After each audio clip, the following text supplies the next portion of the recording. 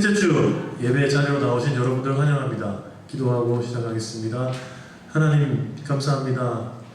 좋은 날을 주시고 좋은 장소를 주시고 좋은 날을 주셔서 또 하나님께 예배 드릴 수 있는 그런 모든 것을 허락하셔서 감사합니다. 다만 지금은 함께 모일 수 없어 이렇게 영상으로나마 함께 나눕니다. 그러나 하나님 늘 우리와 함께 하시는 하나님께서 언제나 지금 이 시간에도 각자 집에 있는 가정에 계시는 성도들의 마음속에도 성령으로 임하여 주실 줄 믿고 우리가 드리는 찬양을 기뻐 받아 주실 줄 믿습니다.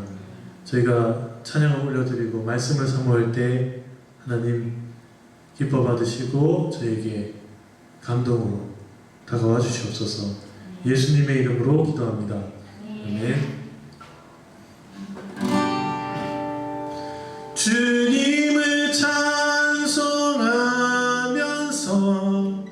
할렐루야 할렐루야 내 앞길 멀고 험해도 나 주님만 따라가리.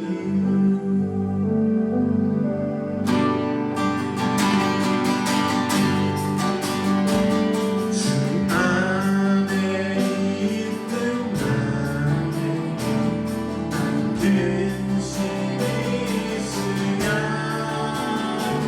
십자가 밑에 나가 내 짐을 풀어 그 두려움이 변하여 그 두려움이 변하여 내 힘으로 되었고 전날의 한숨 변하여 내 노래 되었고 주님을 찬송하면서 주님을 찬송하면서 할렐루야 할렐루야 내 앞길 멀고 험해도 나 주님만 따라가 내 주름 자비하셔서 내 주름 자비하셔서 나를 함께 계시고 내 굽힌 마음을 아시고 늘 채워주시오. 내 주와 맺은 언약은 내 주와 맺은 언약은 영원하시니 그 나아가기까지 늘 보호하시네. 주님을 찬송하면서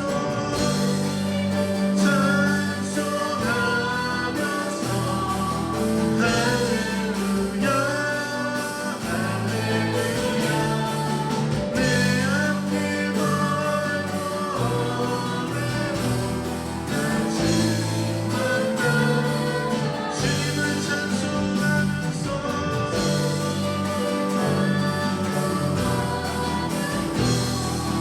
할렐루야 할렐루야 내 앞길 멀고 험해도 나 주님만 따라 내 앞길 멀고 험해도 나 주님만 따라가니. 멀고 험한 우리의 성도의 천도역정의 길을 또 오늘도 걸어가시는 우리 여러분들께 하나님께서 늘 함께 하시기를 기원합니다. 계속해서 찬양하겠습니다.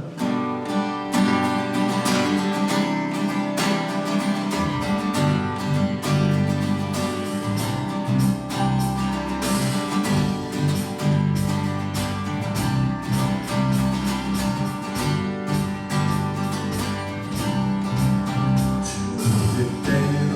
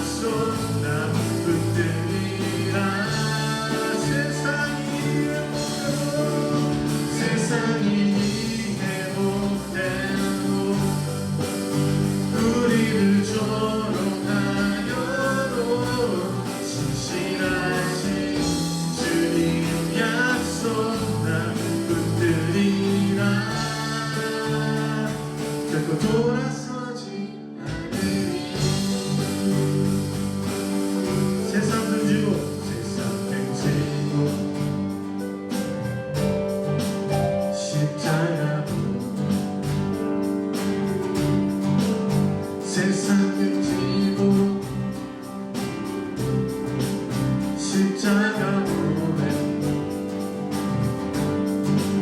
세상을 지고 십자가 보내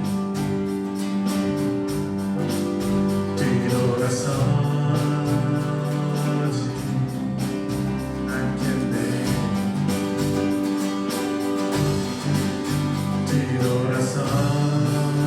뒤돌아서지 않겠네 어떠한 시련이 와도 수많은 유혹 속에도 신실하신 주님 약속 나 붙들리라 세상이 이해 못하고 우리를 조롱하여도 신실하신 주님 약속 나 붙들리라 결국 돌아서지 않으리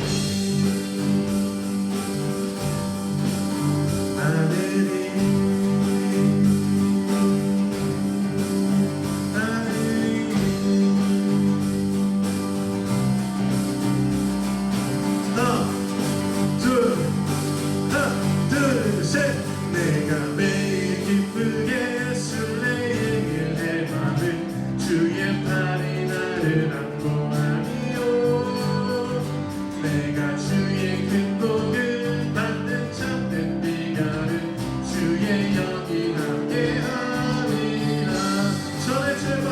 전에 죄에 빠져서 변화함이 없을 때 예수 십자가의 공로 힘입어 그 발 아래 엎드려 잡는 어둠은 주의 영이 함께하리라 성령이 계시네 할렐루야 함께하시네 좁은 길을 걸으며 항상 기뻐하는 것 주의 영이 함께하니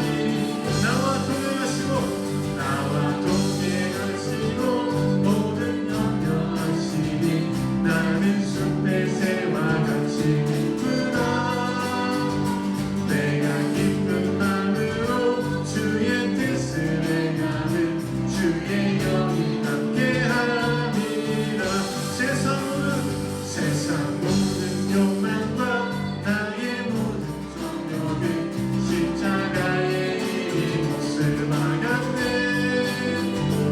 어느 날이 지나고 무거운 짐 벗으니 주의 영이 함께하리라 성령이 계시네 할렐루야 함께하시네 좁은 길을 걸으며 만나 기뻐하는 것 주의 영이 함께하니 성령이 계시네 할렐루야 함께하시네 좁은 길을 걸으며 만나 기뻐하는 것 주의 영이 함께하리라 할렐루야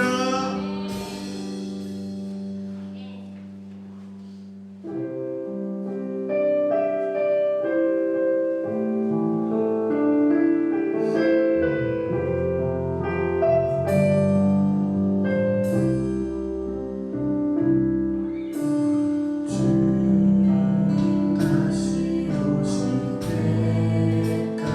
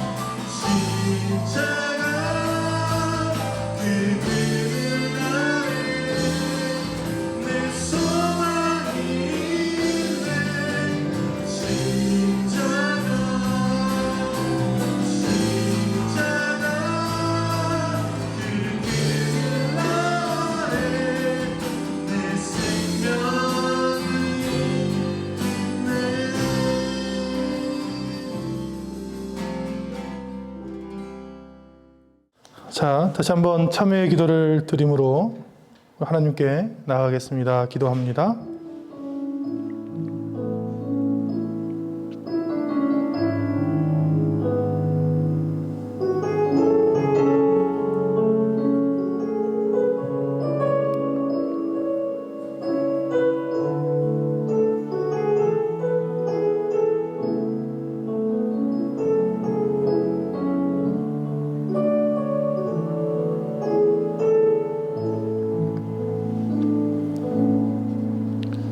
참회하며 회개하며 나온 우리에게 하나님께서 이렇게 선포해 주십니다. 내가 통회하고 마음이 겸손한 자와 함께 있나니 이는 겸손한 자의 영을 소생시키며 통회하는 자의 마음을 소생시키려 함이니라. 아멘. 사도신경으로 우리의 신앙을 함께 고백합니다. 나는 전능하신 아버지 하나님 천지의 창조주를 믿습니다. 나는 그의 유일하신 아들 우리 주 예수 그리스도를 믿습니다. 그는 성령으로 잉태되어 동정녀 마리아에게서 나시고 본디오 빌라도에게 고난을 받아 십자가에 못 박혀 죽으시고 장사된 지 사흘 만에 죽은 자 가운데서 다시 살아나셨으며 하늘에 오르시어 전능하신 아버지 하나님 우편에 앉아 계시다가 거기로부터 살아있는 자와 죽은 자를 심판하러 오십니다. 나는 성령을 믿으며 거룩한 공교회와 성도의 교제와 죄를 용서받는 것과 몸의 부활과 영생을 믿습니다. 아멘. 오늘 우리에게 주신 하나님의 말씀 다 함께 보겠습니다. 고린도전서 16장 1절에서 24절 말씀입니다. 고린도전서 16장 1절로 24절 말씀 교독하겠습니다. 성도를 위하는 연보에 관하여는 내가 갈라디아 교회들에게 명한 것과 같이 너희도 그렇게 하라.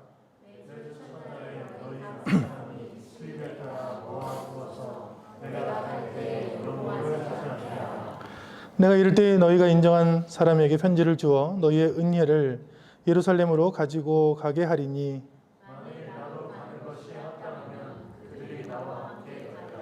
내가 마게도냐를 지날 터이니 마게도냐를 지난 후에 너희에게 가서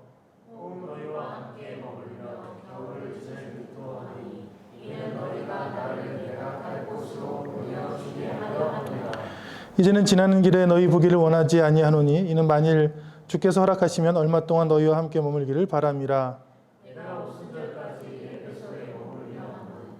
내게 광대하고 유효한 문이 열렸으나 대적하는 자가 많음이라.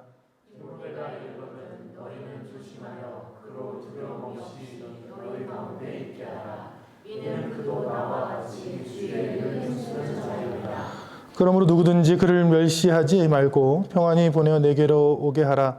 나는 그가 형제들과 함께 오기를 기다리노라.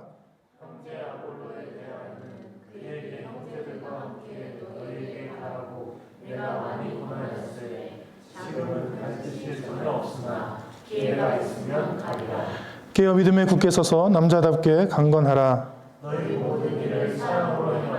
형제들아, 스데바나의 집은 곧 아가야의 첫 열매요 또 성도 섬기기로 작정한 줄을 너희가 아는지라. 내가 너희를 권하노니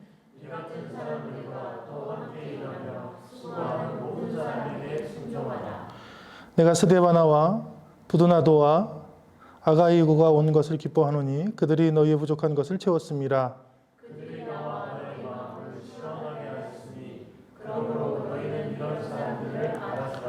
아시아의 교회들이 너희에게 문안하고 아굴라와 브리스가와 그 집에 있는 교회가 주 안에서 너희에게 간절히 문안하고 모든 형제도 너희에게 문안하니 너희는 거룩하게 입맞춤으로 문안하라.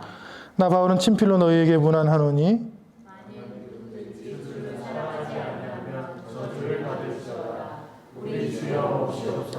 주 예수 그리스도의 은혜가 너희와 함께하고 나의 사랑이 그리스도 예수 안에서 너희 무리와 함께할지어다. 아멘. 봉헌과 말씀을 위해서 기도하겠습니다. 살아계시고 우리가 어디 있든지 함께하시는 하나님 참으로 감사합니다.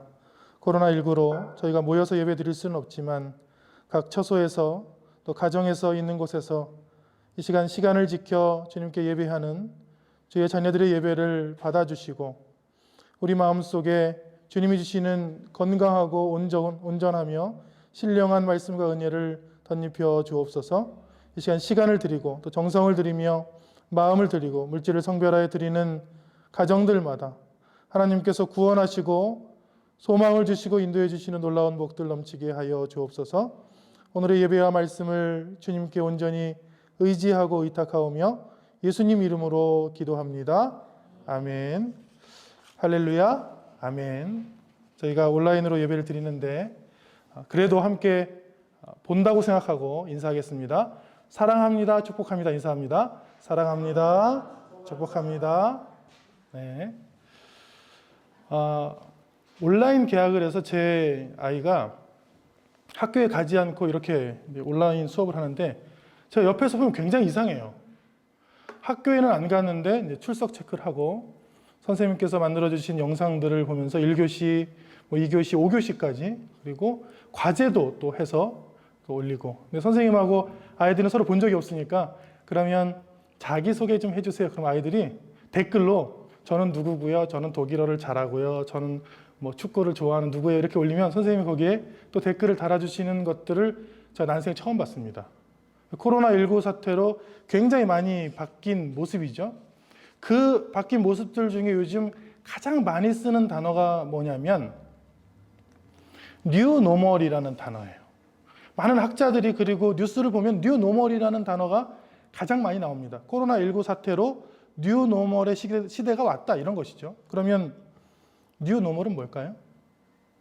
이런 뜻이죠.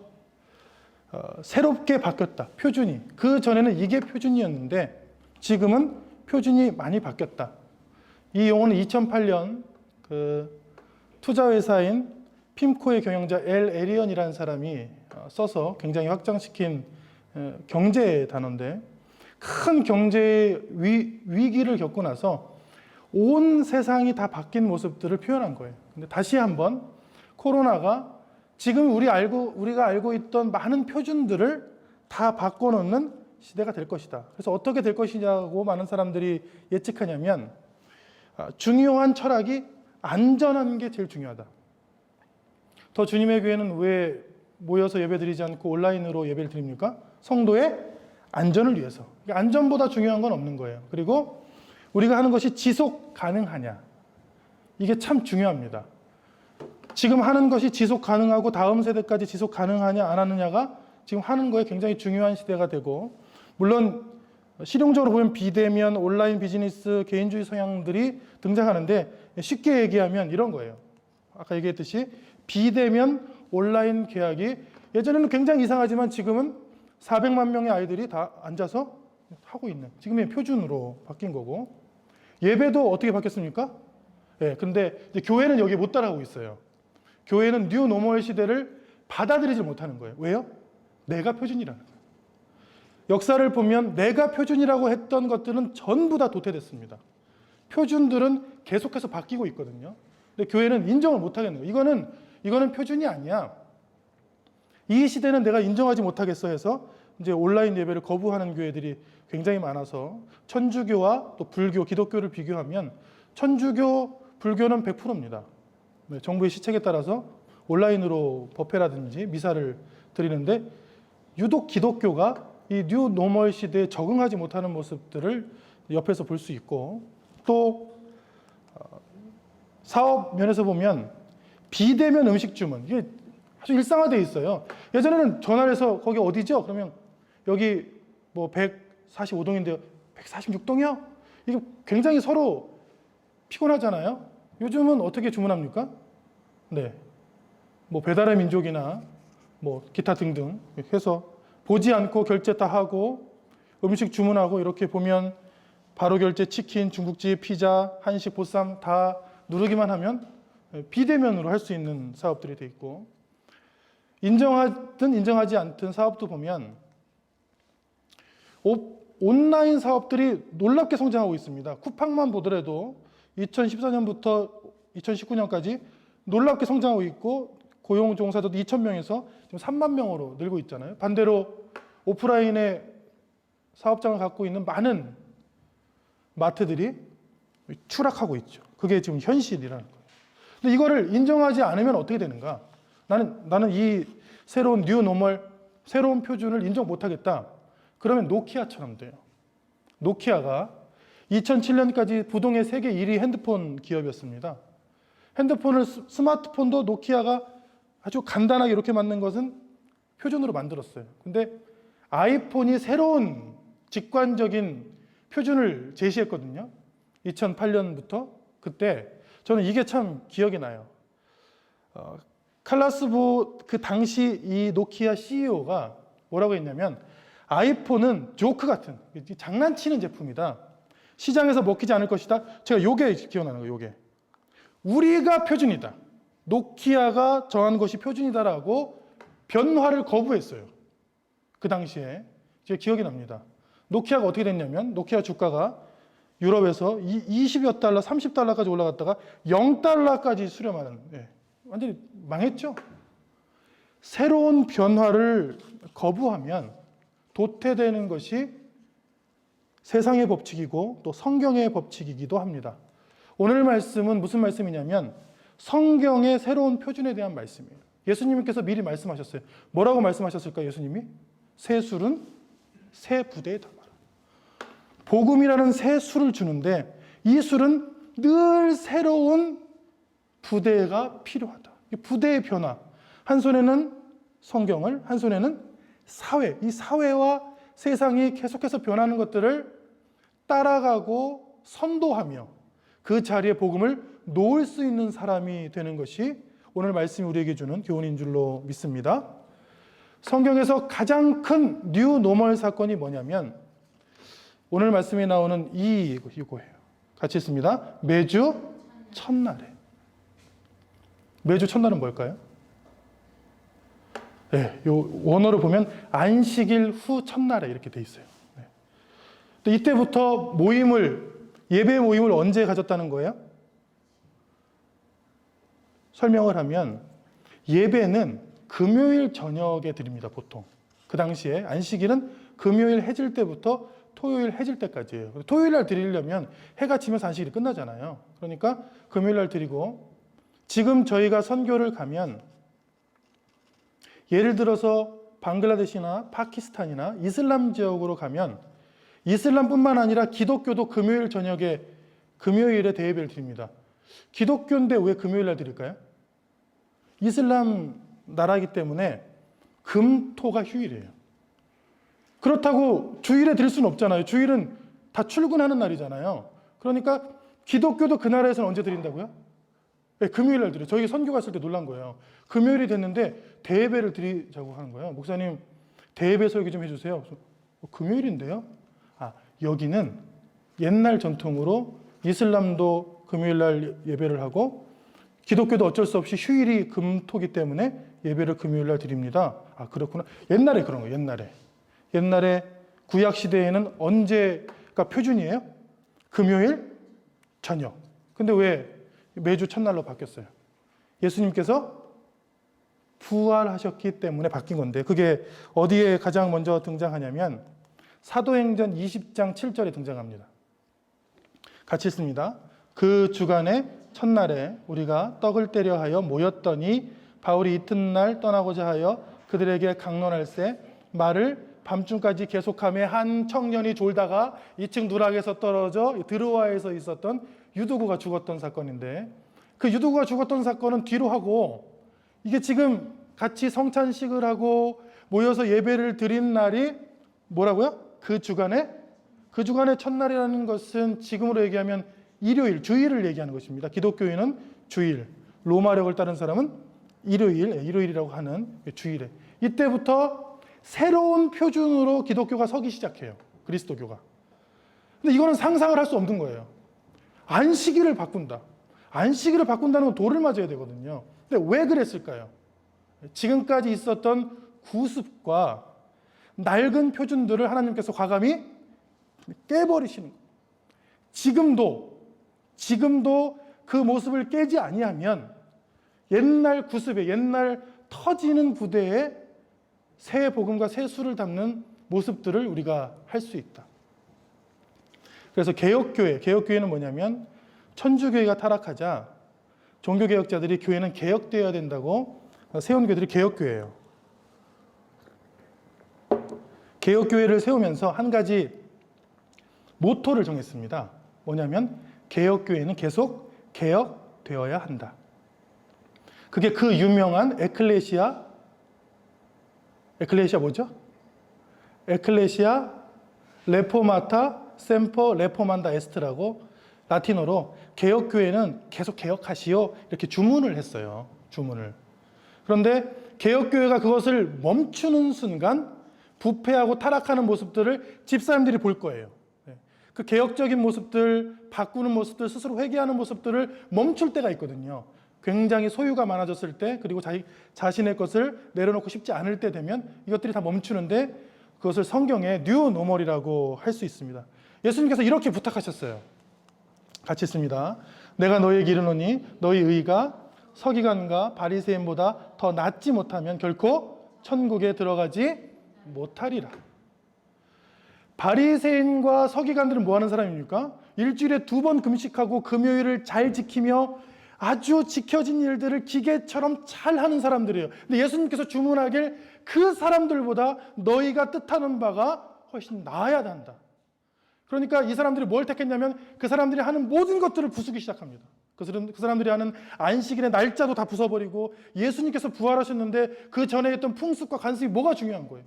예수님의 부활하심을 목도해서 나도 부활할 수 있고 천국에 대한 강력한 소망들이 생겼는데 지금까지 했던 관습들이 뭐가 중요하냐고요. 그래서 저희가 지금 이 학교에서 이제 이전에서 새로운 예배당을 가는데 저희 예배가 늘어나지 않습니다.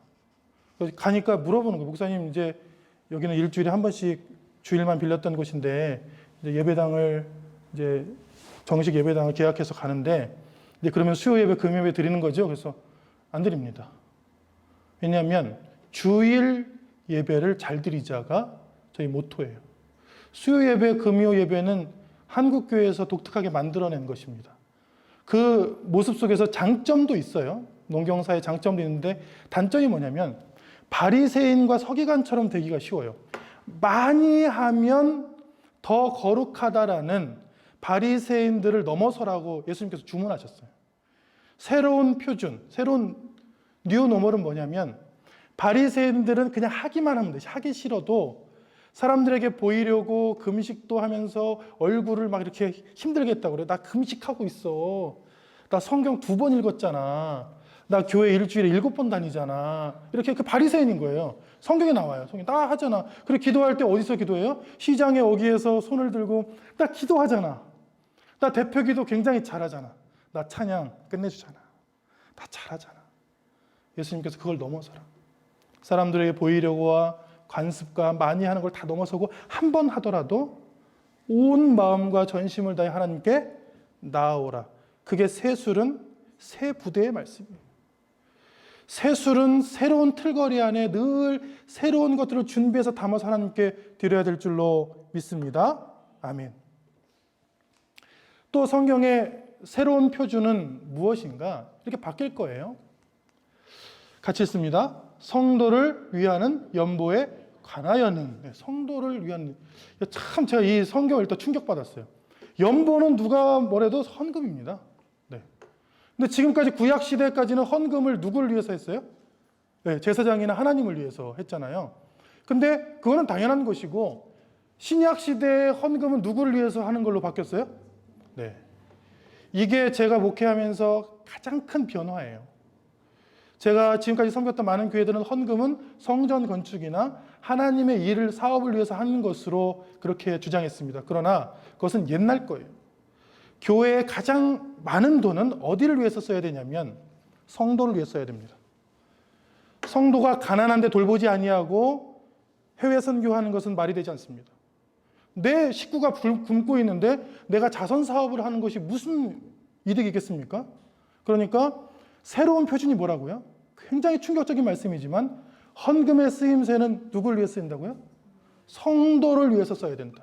오늘 16장의 말씀을 보면 성도를 섬기는 사람, 성도일. 근데 그걸 하나님의 일이라고 표현을 했어요. 하나님의 일이라고 표현을 했는데 하나님의 일을 구체적으로 살펴보면 뭐 성전을 꾸민다거나 뭐 그런 게 안 나와요. 그런 모습들이 전혀 없습니다. 하나님의 일이라고 해놓고 16장을 한 절 한 절 읽어보면 성도를 도와주거나 가난한 사람을 보태주거나 힘든 사람을 섬기는 일을 하나님의 일이라고 표현했거든요. 그러니까 헌금은 어떻게 써야 되는가? 가난한 성도와 이웃을 향해 쓰는 것이 새로운 표준입니다. 새로운 표준. 그래서 저희 교회가 성전 건축을 하지 않기로 했어요. 성전 건축을 하는 그 무한대의 돈과 그 어려움, 그 빚보다는 아주 단촐한 예배당이죠. 정확하게 얘기하면 성전이라는 것은 우리가 성전이고 예배당을 만들고 예배를 드림으로 무엇을 하는가? 첫 번째는 성도를 돌보는 거예요. 그러면 목사님, 하나님의 영광을 위해서 써야지 왜 성도를 도와줍니까? 잘 생각해 보면 그게 하나님의 영광을 위해서 하는 거예요. 하나님 우리 아버지시잖아요.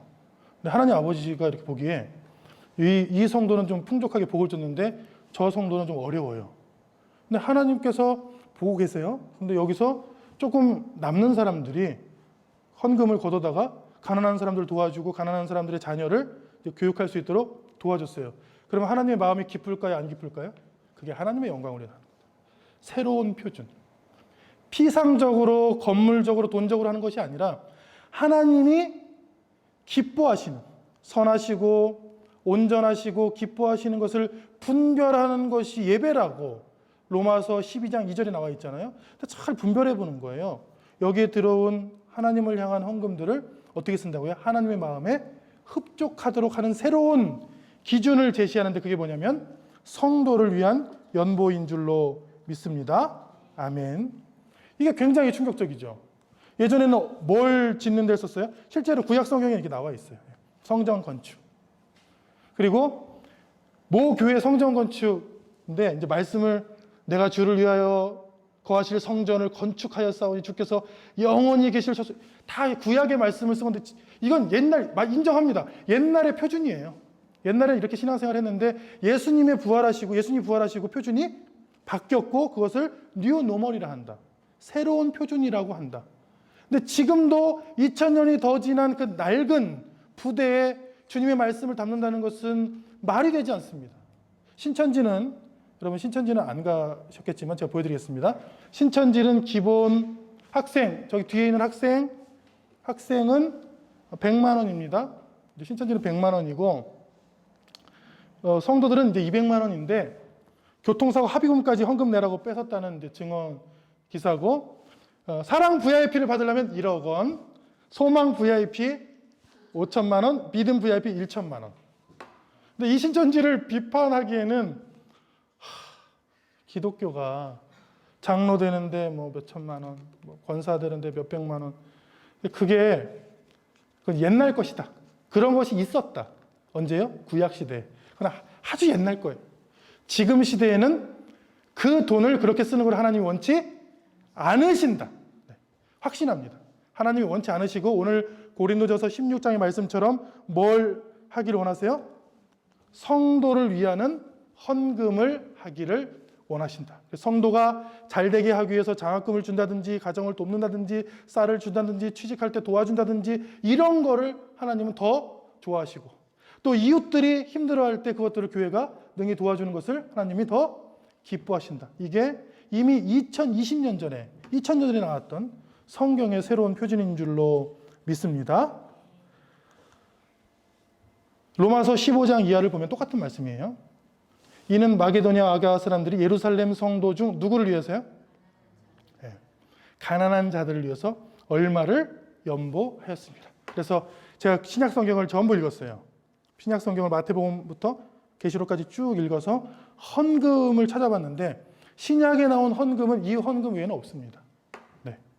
신약 성서에 나온 헌금이 뭐 건축 헌금 이런 게 없어요.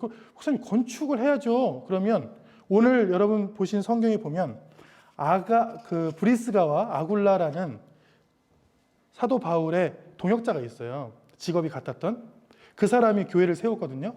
그 사람이 세웠던 교회가 어디에 있습니까? 19절인데 그 집에 있는 교회가 오늘 말씀 19절을 살펴보면 교회가 어디 있어요? 네, 집에 있어요. 근데 헌금은 많이 거쳤잖아요. 왜 안 짓는 거예요, 지금? 네, 그 쓰임새가 새로운 표준으로 바뀌었다는 거예요. 구약 시대에서 신약 시대로 넘어오면서 브리스가와 아굴라라는 부부가 이렇게 생활 선교사로 살고 있었는데 교회를 세웠어요. 근데 이렇게 건물을 세울 만한 돈이 없어요. 그 사람은 천막 짓는 사람들이거든요. 그럼 천막이라도 지어서 이제 예배를 드리면 되잖아요. 근데 그럴 만한 성도가 그렇게 많지 않았어요. 선교하니까. 예배를 어디서 시작했어요? 그래서 집에서 시작한 거예요. 더 주님의 교회, 우리 교회는 어디서 시작했어요? 저희 집 거실에서 시작했어요. 왜요? 없었어요, 아무것도. 그냥 순수한 마음과 믿음밖에 없어서 브리스가와 아굴라, 오늘 말씀 고린도전서 16장 19절 말씀처럼 그 집에 있는 교회가 있는데 거기에 문안하라 말씀이 나오잖아요. 근데 그게 교회인 거예요. 교회 돈의 쓰임새를 하나님이 기뻐하시는 곳에 쓰는데 특별히 기뻐하시는 게 뭐냐면 가난한 사람들, 힘든 사람들, 위로할 사람들, 다음 세대를 위해서 돕는 걸 하나님이 참 좋아하신다. 그러니까 예전이 틀렸다는 것은 아니다. 예전에는 그게 표준이었으나 그 표준이 바뀌었을 뿐. 그 표준이 바뀌면 새술은 새 부대에 담으면 될 줄로 믿습니다. 아멘. 다른 성경에는 똑같아요. 성도를 섬기는 일에 대해서 1년 전부터 준비했다는 것을 자랑하였다. 이게 자랑스럽다. 분명히 헌금 얘기하고 있습니다. 제가 헌금인데 뭐가 자랑스럽다고요? 1년 전부터 가난한 사람을 도우려고 헌금을 막 모아놓는 교회의 모습이 나는 참 자랑스럽다 하고 고린도 후서 9장의 말씀에 나와 있습니다. 그래서 운영위원회 그리고 교회 성도 여러분들은 공동회의나 운영회의를 통해서 하나님의 마음을 시원하게 해드려야 돼요. 그래서 앞으로 쓰는 것들 중에 성도를 기쁘게 한다거나 성도들을 기쁘게 한다거나 성도를 대접한다거나 섬긴다거나 가난한 사람들을 돌본다거나 다음 세대를 좀 도와준다거나 힘든 청년들에게 많은 후원을 해준다는 그런 일에 쓰시기를 축원합니다. 아멘. 또 성경의 새로운 표준 뉴 노멀은 무엇인가? 같이 읽습니다. 너희는 너희가 하나님의 성전인 것과 하나님의 성령이 너희 안에 계시는 것을 알지 못하느냐? 성전이 뭘로 바뀌었어요? 네, 근데 나는 성전은 건물이라 가만히 있는데 나는 움직여요, 안 움직여요? 그래서 무슨 성전입니까? 네, 움직이는 성전. 움직이는 성전은 여러분들이 설교를 들을 때 분별하셔야 돼요. 설교는 두 가지가 있습니다. 그러니까 제가 느끼는 설교는 뭐냐면 설교를 들으면 들을수록 교회에 뭘 하라고 하는 설교가 있어요. 그리고 교회에 나오라고, 교회에서 봉사 좀 하라고. 그러면 그 사람이 어떤 사람이 됩니까? 교회적인 사람이 돼요. 그런데 이제 그렇게 주장하는 사람들은 그 교회를 교회라 부르지 않고 주로 뭐라고 부르기를 좋아해요? 네, 성전. 성전을 건축한다든지 성전의 빚을 갚는다든지 성전에 많이 나와 있다든지. 그런데 성경에 성전을 뭐라고 그랬다고요? 너희가 하나님의 성전이다. 그러니까 설교나 말씀을 들을 때 그 반대의 말씀들을 들어야 됩니다. 여러분들이 성전입니다. 여러분들이 좀 움직이시고 삶의 자리에서 주님의 사랑과 향기를 드러내세요. 여기는 예배당이에요.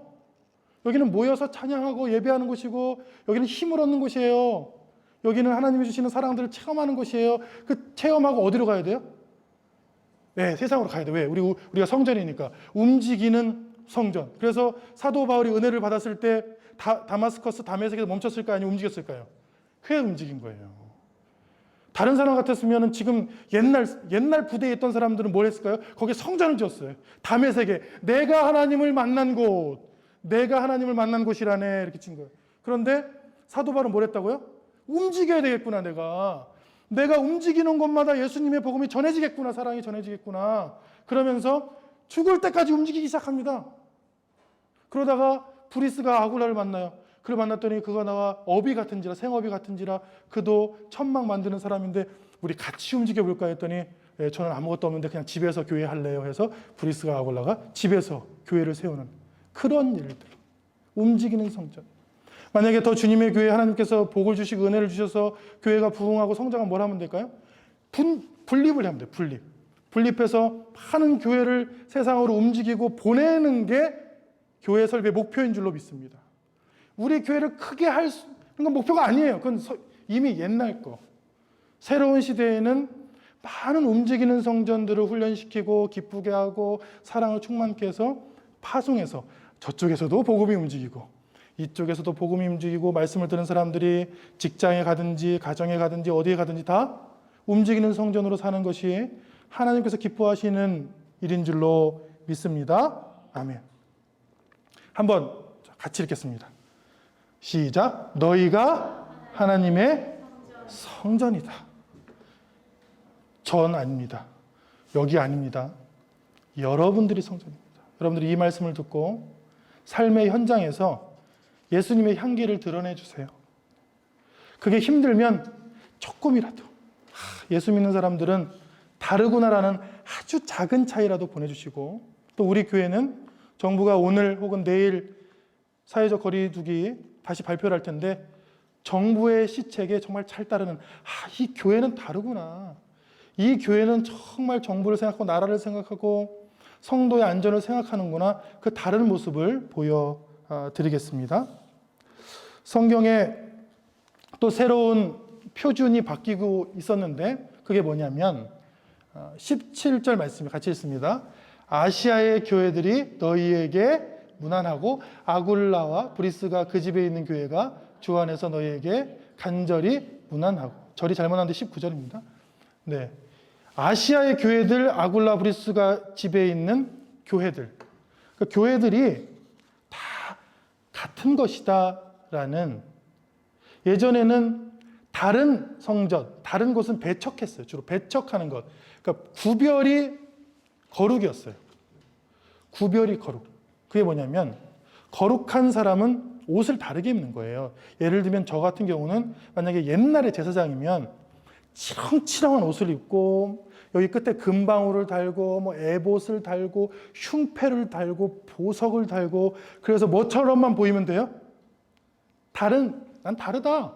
난 너희와 달라. 그리고 하나님이 계시는데 하나님이 계신 걸 제가 느끼잖아요. 그리고 확실히 믿는데 거리에 가가지고 나는 하나님을 잘 믿는 사람이어서 괜히 밖에서 기도해. 그러니까 거룩한 모습들은 구별이라고 생각했고 이방인들을 배척했어요. 예수님께서 오시고 이방인들을 배척했습니까? 안 했습니까? 이방 여인들,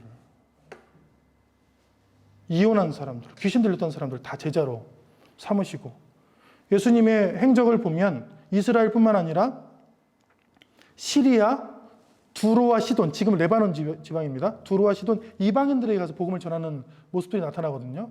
그러니까 새로운 표준은 뭐예요? 모든 사람들이, 모든 교회가 하나님의 사람들이다.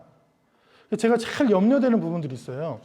교회를 배척하면 안 돼요. 교인들 특히. 왜냐하면 이분들은 다 어디서 만날 사람들이에요? 하나님 나라에서 만날 사람들인데 서로 믿는 사람들끼리 뭐 미워하고 배척하고 뒤에서 욕하고 막 그러다가 천국의 문 앞에서 만나서 어색하다. 들어가기 전에 좀 기도 좀, 예수님 잠깐만요. 제가 좀 들어갈 마음이 안 돼서 회개 좀 하고 들어가겠습니다. 민망하잖아요. 우리의 마음을 넓힐 필요가 있어요. 넓힐. 그래서 사도 바울은 교회를 소개하는데 어떤 교회라고 했어요? 아시아의 교회들 전체, 심지어는 집에 있는 것도 다 하나님의 교회. 그리고 내가 오순절까지 에베소에서 머물어서 목회를 하겠다. 그러니까 사도 바울을 보면 어떤 한 곳의 목회자는 아닙니다. 어떤 곳이든 다 필요하면 에베소에서는 3년을 머물렀어요.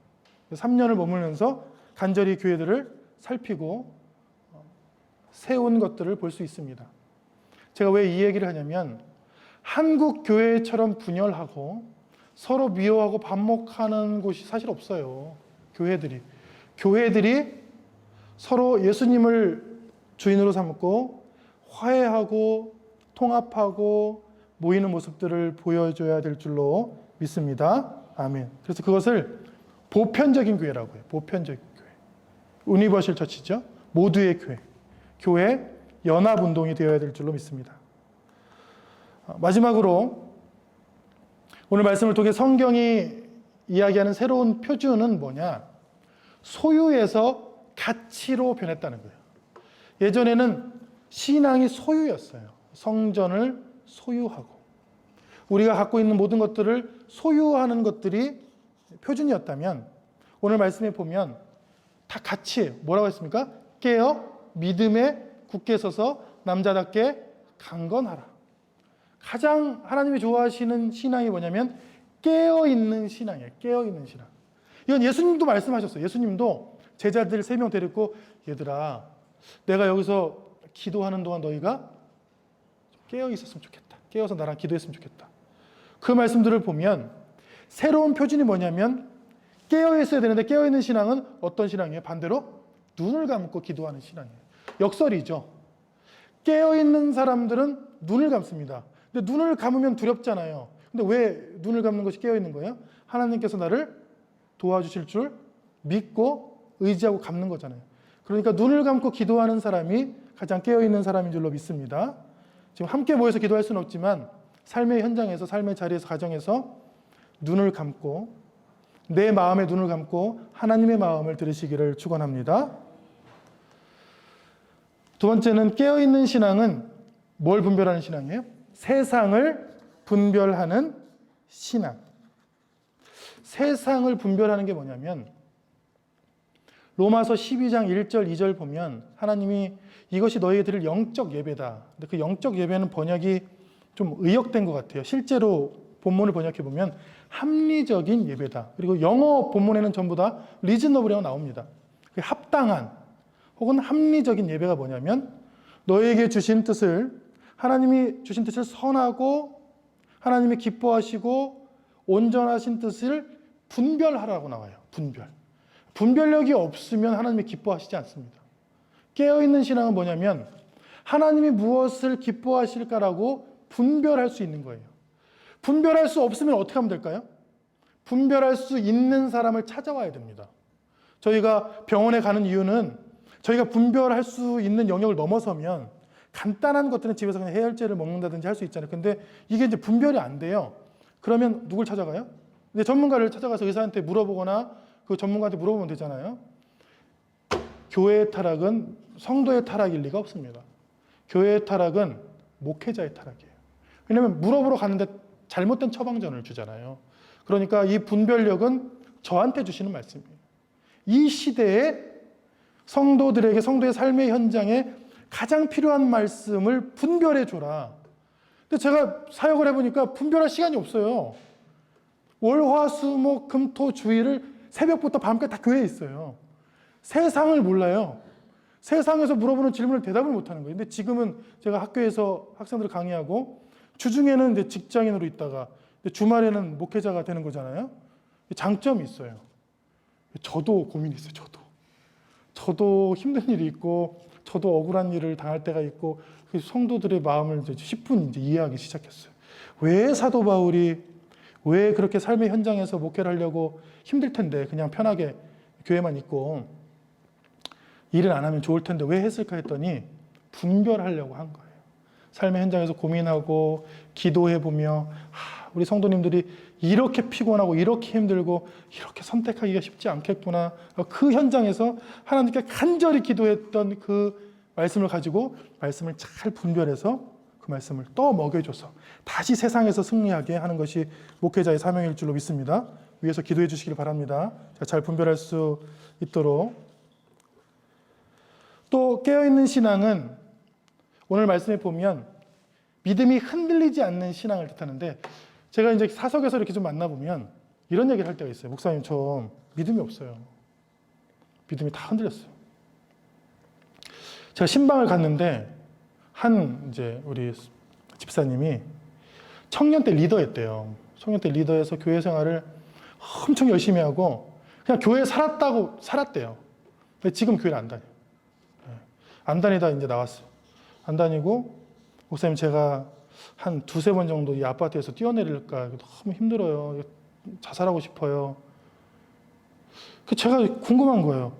왜 청년의 대부분의 시간을 교회에서 보냈고 그렇게 열심히 교회 생활을 했는데 믿음은 없을까? 믿음은 왜 다 흔들렸을까? 믿음은 흔들리지 않는 것을 얘기해줘야 되는데 믿음을 다른 차원을 얘기하니까 흔들리는 거예요. 이걸 믿으면 취업이 잘 되고 결혼이 잘 되고 임신이 잘 되고 뭐 잘 됐다고 배웠다는 건데 하나도 된 게 없대. 여러분 예수님 믿는다고 그게 잘 되지는 않습니다. 그건 다 개인마다 주신 하나님의 달란트가 있고 심지어 사도 바울 같은 경우는 병이 있었어요. 결혼도 못했고 배우자도 없었고 변변한 직업도 없었으며 몸이 아팠으며 설교를 잘 못했다고 성경에 나와요. 언변이 좀 좋지 않았다. 네. 그건 그 사람의 은혜예요. 근데 그 사람을 통해서 놀라운 일들이 일어났죠. 신약성경 27권 중에 13권을 하나님이 그 약한 사도 바울을 통해서 쓰셨고 그 온 지역을 그 몸이 약한 그 사람을 보내가지고 복음을 전하게 하셨잖아요. 그러니까 예수 믿는다는 것은, 흔들리지 않는다는 것은 뭐냐면 구원이 흔들리지 않는다는 거예요. 메시지는 99% 뭐가 나가야 되냐면 예수님 믿으면 구원을 받는다. 예수님을 믿으면 천국의 소망이 있다. 그게 우리의 흔들리지 않는 뿌리예요. 뿌리 깊은 나무는 바람에 흔들리지 아니하고 꽃이 좋아지고 열매를 많이 맺는다. 어디서 많이 들었죠? 샘이 깊은 물은 가말에 마르지 아니하고 시내가 되어 바다에까지 도달한다. 우리나라 한글로 쓴 최초의 책 용비어천가에 나오는데, 샘이 깊은 물과 뿌리 깊은 나무가 뭐냐면 구원의 확신이에요. 구원의 확신이 없이 다른 것을 바라보고 신앙생활했던 많은 사람들이 넘어집니다. 흔들려 버려요. 교회 열심히 하는 것이 복을 위해서, 축복받기 위해서, 잘 되기 위해서 나오면 반드시 한 번은 흔들려요. 근데 그것도 중요하지만 뿌리가 뭐라고요? 신앙의 뿌리는 구원의 확신입니다. 예수님 믿는다는 것은 예수님이 우리를 위해서 십자가에서 우리의 죄를 사해 주셨다는 그것을 믿는 것이 뿌리예요. 천국에 대한 소망을 갖는 것이 샘이 깊은 물입니다. 계속 솟아올라, 기쁨이. 그게 중심이고 나머지는 그 사람의 삶의 현장에 맞춰서 하나님께서 온전히 주실 줄로 믿습니다. 먼저 그의 나라 그의 의를 구하면, 이 뿌리가 튼튼하면 열매는 하나님께서, 저희가 할 수 있는 부분이 아니에요. 하나님께서 해 주실 줄로 믿습니다. 누가 저에게 왜 신앙생활을 하냐고 하면 저는 이렇게 답하고 싶어요. 모든 일을 사랑으로 행하라는데 하나님께서 나를 사랑하셨기 때문에. 그리고 목사님, 더 주님의 교회가 왜 세웠습니까? 주님의 교회 왜 있습니까? 이렇게 얘기하면 저는 제 목회, 성경을 통해서 하나님께서 주신 목회 철학이 예수님 만난 것이 가장 큰 기쁨이다. 기쁘니까 하고, 사랑할 수 없던 사람인데 기쁘니까, 너무 사랑을 많이 받았으니까 조금 한 100개 받았으면 1도 안 되는 게 흘러나가는 거예요. 우리가 예수님처럼 될 수는 없습니다. 교회는 무조건 소유가 아니에요. 교회는 소유가 없어도 돼요. 지금 추진하는 일이 잘 안 돼도 됩니다. 그런데 뭐만 있으면 돼요? 가치, 사랑, 흔들리지 않는 구원의 확신, 기쁜 것. 그 기쁨과 사랑이 넘쳐서 흘러 넘치는 것만 있으면, 그게 집에 있든 이처럼 일주일에 한 번 빌리든 어디에 가든 하나님이 기뻐하시는 새로운 기쁨인 줄로 믿습니다. 이제 시대는 지났어요. 시대는 새로운 표준들이 오고 있습니다. 새로운 세상이 옵니다. 코로나19 이전 세상으로 저희는 못 돌아갑니다. 새로운 세상이 와도 흔들리지 않는 사람들은 이런 믿음이 있는 사람입니다. 새 술은, 새 은혜는 새 부대에 담아야 되는구나. 내가 가졌던 모든 것들을 다 부수고, 모든 것들을 다 버리고 새롭게 주실, 새로운 세상에 주실 하나님의 은혜를 사모하는 여러분들에게 새 술은 새 부대에 담는 놀라운 복이 있을 줄로 믿습니다. 기도하겠습니다. 하나님 감사합니다. 우리에게 주신 놀라운 말씀과 소망을, 그리고 기쁨들을 생각할 때 하나님께 감사와 찬송과 영광을 올려드립니다. 새 술은 새 부대에 담으라고 하셨습니다. 이미 세상은 변했습니다. 세상은 코로나19 사태 이전으로 돌아갈 수 없습니다. 우리에게 새로운 세상이 열리듯이 성경의 놀라운 말씀도 새로운 세상과 새로운 부대에 담을 수 있도록 주여 도와 주옵소서. 성도들의 마음을 늘 새롭게 하여 주옵소서. 새로운 삶의 현장에 가는 것을 두려워하지 않게 하여 주옵소서. 움직이는 성전으로 주의 생명의 복음을 들고 나가서 구원의 확신과 천국의 소망과 기쁨과 믿음과 주님 주신 말씀들 흔들리지 아니하고 그 말씀들의 향기를 드러내는 삶이 되게 하여 주옵소서. 교회적인 사람이 아니라 세상에 나가서 주님의 움직이는 성전으로 살아가는 주의 자녀들, 그리고 가정들이 될 수 있도록 축복하여 주옵소서. 이제는 우리 주 예수 그리스도의 은혜와 하나님의 사랑과 성령께서 주시는 새로운 은혜와 새로운 세상이 이 시간 새 술은 새 부대에 담기로, 소유와 율법의 시대를 지나 주님이 기뻐하시는 분별과 사랑과 흔들리지 않는 믿음의 시대로 나아가기로 결단하는 주의 자녀들, 삶과 가정과 하는 모든 일 위에 지금부터 영원히 함께 하시기를 간절히 축원하옵나이다.